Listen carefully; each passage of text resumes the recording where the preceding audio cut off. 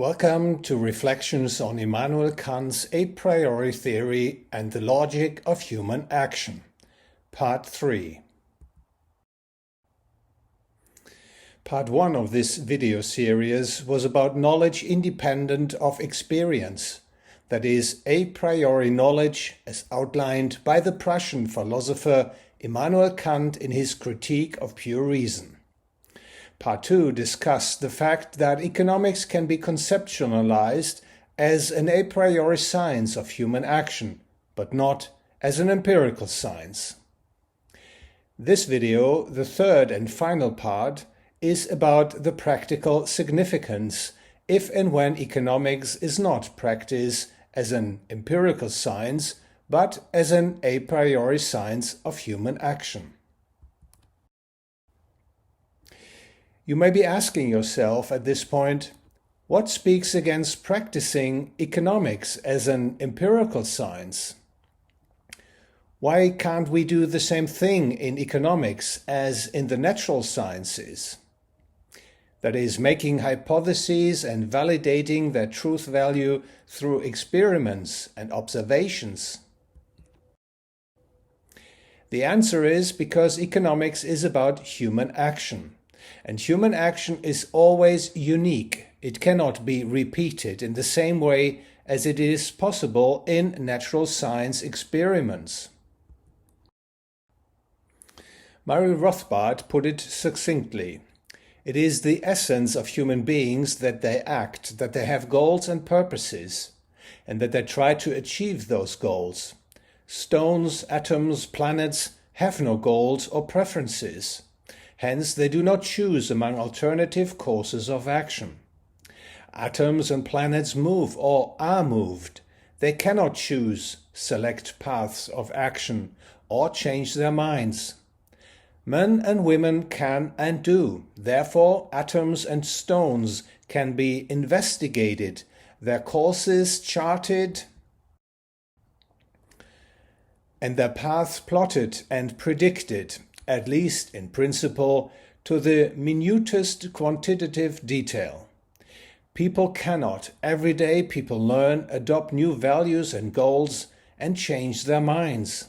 People cannot be slotted and predicted, as can objects without minds or without the capacity to learn and choose. In the field of human action, there are simply no similar, homogeneous observations from which one could derive laws or regularities. In the field of human action, we cannot find behavioral constants in the sense, if event A occurs, then reaction B follows. Or if A rises by X%, then B changes by Y%.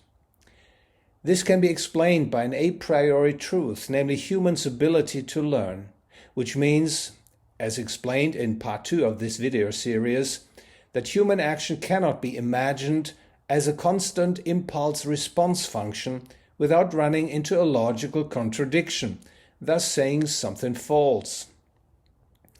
The idea that one can obtain knowledge in economics as in the natural sciences is therefore mistaken. The attempt to do so is of no avail, it must fail. Now I would like to give you some examples of a priori knowledge in the field of economics. Statements whose truth content is derived from the logic of human action, and that truth verification does not require any experimentation or experience. Example number 1. Voluntary exchange puts all participating in a better situation, compared to a situation in which no voluntary exchange takes place. If Mr. Meyer buys one apple from Mr. Schultz for $1, then both of them improve their state of affairs. Because Mr. Meyer only gives $1 for the apple if the apple is worth more to him than the $1 he surrenders. And Mr. Schultz only gives away his apple in return for $1 if the $1 is worth more to him than the apple. If people voluntarily agree to an exchange, they will be better off. Example number 2. We can know with certainty, without having to test it out in practice, that an exchange process in which even one of the exchange parties does not participate voluntarily, but rather by force or coercion, is not equally advantageous for all. That there will be winners and losers, that the whole matter is not a win-win situation. Example number 3. The law of diminishing marginal utility states that, first, a large quantity of goods is valued more highly by the actor than a smaller quantity of goods, for more goods allow achieving more ends. What the law of diminishing marginal utility also states is that, second, the utility of the additional quantity of goods received, this is what we call the marginal utility, decreases. Why is that? Well, the first unit of goods is used to satisfy the most urgent want. The next unit of goods will be used to satisfy the next urgent need, which is, however, less urgent than the first, and so on. So the more units of goods are available, the lower the marginal utility of the good. Example number 4. If the supply of a good increases while the demand remains unchanged, then the price of the goods fall. Example number 5. If a minimum wage is introduced that is above the market clearing wage, then there will be unwanted unemployment. Example number 6. If the money supply is expanded, then the purchasing power of a monetary unit decreases, compared to a situation in which the money supply had not been expanded. These examples, and I could provide many more, are all true a priori. They illustrate that economics can provide true statements, and the validation of the truth value of these statements does not require any experience, any trial and error. They result from the logic of human action. With a little more logical thinking effort, more complex true statements can be formulated in economics. Let me give you 6 additional examples. Example number 7. Money arose spontaneously from the self-interests of market actors, from people's voluntary valuation and exchange in the free market, and from a commodity such as gold and silver. Money is not, and never has been, a creation of the state. Example number 8. If the central bank lowers the market interest rate, then it causes overconsumption and malinvestment, which initially results in a boom, which must end in a bust, with all other influencing factors remaining unchanged. Example number 9. The state, as we know it today, did not come into this world through voluntary agreement, cannot have come into being this way, but rather through coercion and violence, and it is run by coercion and violence. Example number 10. The intervention of the state, as we know it today, in economic and social life never leads to a win-win situation. It always creates winners and losers, unlike the free market, in which voluntary exchange makes everyone better off. Example number 11. Socialism, meaning an economy in which ownership of the means of production is in state hands, cannot work, must fail. It will end in economic chaos, impoverishment and hardship for the great majority of the people, and it will bring them violence and coercion. Example number 12. States are aggressive internally and externally. In principle, wars between states do not occur by accident, but rather they are an inevitable consequence of the existence of states. The a priori logic of human action also provides theoretical foundations for interpreting historical events, or even reinterpreting them from a logically informed perspective. For example, a free market for money is a proverbial natural order for money, and the state monopoly on money did not arise through voluntary agreement of the people, but through coercion and violence on the part of the state. Or the creation of the euro did not arise solely from the desire to provide people in Europe with better money. Rather, it is the result of the state's desire to end currency competition and to gain the greatest possible control over money. Anyone who conceptualizes economics as an a priori science of human action will be able to immediately recognize economic theories as right or wrong, without having to first try them out in practice.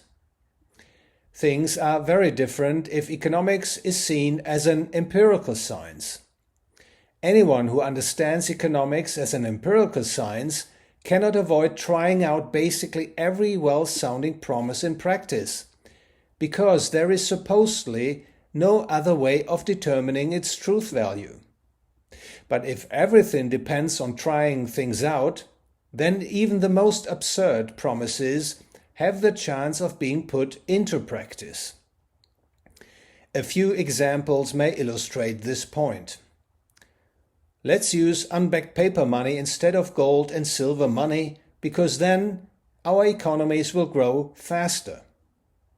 Or, we should build socialism because it ensures a better and fairer world. Or we need more government debt, as this will promote economic growth. Or the state should raise taxes. This will increase prosperity for everyone. Or we need a state as we know it today, because without it there will be chaos. With it there will be peace and prosperity. Who would want to resist putting some or even all of these promising recommendations into practice, depriving their fellow people of all these wonderful benefits? Anyone who doubts as to whether the economic benefits that are being promised can be realized should please agree to testing, to find out whether the recommendations yield all the positive effects their supporters expect them to bring. Such an approach turns the economy into a field of experimentation, a guinea pig test laboratory, which of course will be taken advantage of by those who have a particular interest in putting their political machinations into practice, especially machinations that would have no prospect of success under common sense conditions. The science of economics, when pursued as an empirical science, is likely to become a political plaything, a propaganda tool for politicians and special interest groups who intend to use the state for their own purposes. Those who practice the science of economics as an empirical science, who do not free themselves from the influence of the state and the special interest groups, run the risk of deviating from the scientific path of truth-finding. The consequences could become socially devastating. Precious knowledge about fundamental economic ideas will be swept aside, will get lost. People lose their ability to judge the appropriateness of economic and political measures for their well-being.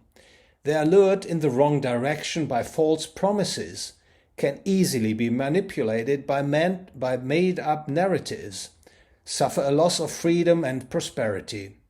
It could even destroy the entire edifice of human civilization. In this context, Ludwig von Mises noted that economics is the foundation upon which modern industrialism and all the moral, intellectual, technological and therapeutical achievements of the last centuries have been built. It rests with men whether they will make the proper use of the rich treasure with which this knowledge provides them, or whether they will leave it unused. But if they fail to take the best advantage of it and disregard its teachings and warnings, they will not annul economics, they will stamp out society and the human race. This brings us to the end of this video series. I hope it has become clear that economics can be conceptualized without contradiction as an a priori science of human action, but not as an empirical science.